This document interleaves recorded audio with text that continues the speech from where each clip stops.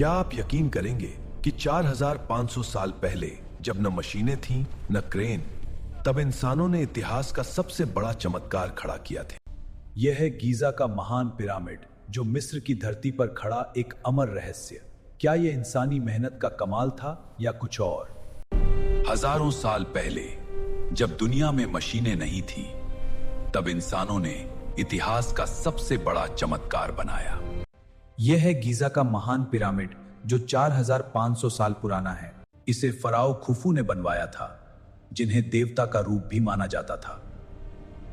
कहते हैं कि इसे बनाने में 23 लाख पत्थर लगे थे और हर एक का वजन 2 से 15 टन तक का था। जो भी लोग इस पिरामिड को बना रहे थे, वे गुलाम नहीं थे।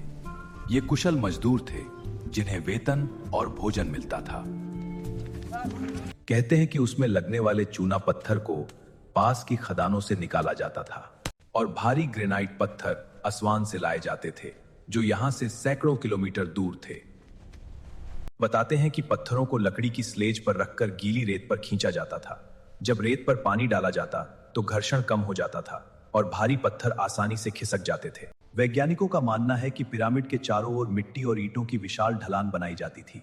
जैसे जैसे पिरामिड ऊंचा होता, रैंप भी ऊंचा होता जाता। कुछ सिद्धांत कहते हैं कि अंदर घुमावदार रैंप भी हो सकते थे। एआई आधारित 3D मॉडलिंग से यह पता चलता है कि सीधी रैंप के बजाय घुमावदार आंतरिक रैंप ज्यादा व्यावहारिक हो सकता है। गीजा का पिरामिड चारों दिशाओं के साथ लगभग बिल्कुल सीधा संरेखित है। उस समय न जीपीएस था न कंपास, तो कैसे? माना जाता है कि मिस्र के लोग तारों की मदद से दिशा तय करते थे। विशेषकर ध्रुव तारे का उपयोग किया जाता था। उनकी गणित और खगोल विज्ञान की समझ अपने समय से कहीं आगे थी। मिस्र के लोग मानते थे कि मृत्यु के बाद जीवन होता है। पिरामिड सिर्फ मकबरे नहीं थे, वे थे अनंत जीवन के द्वार, और पिरामिड उनके पुनर्जन्म की तैयारी का हिस्सा थे।